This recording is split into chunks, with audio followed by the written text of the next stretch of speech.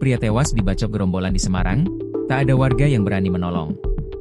Seorang pria tewas dibacok gerombolan orang di kamar kos Jalan Gedung Batu Utara 2 Simongan Kecamatan Semarang Barat, Sabtu, 3 Mei 2025, dini hari.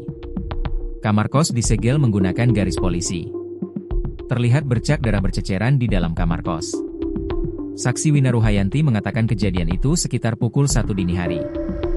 Korban berada di kamar itu karena bersembunyi dari kejaran pelaku. Ada 3 yang membuntuti korban. Awal di teras menduga korban merupakan pelaku pencurian, tuturnya. Ketiga pelaku langsung mendobrak kamar itu setelah mengetahui korban berada di kamar. Pelaku memukul korban menggunakan rice cooker, penanak nasi, dan kipas angin. Setelah itu korban langsung dibacok. Korban tewas seketika. Ada luka bekas tusukan di punggung, ujarnya.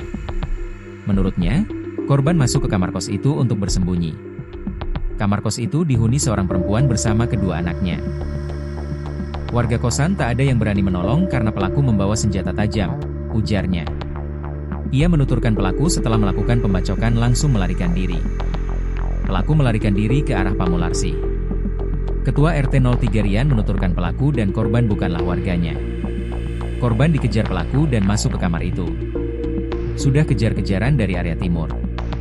Mereka bukan warga kami, tuturnya. Ia mengatakan korban ini akan bersembunyi di kamar kos itu. Namun korban tertangkap saat berada di kamar kos itu.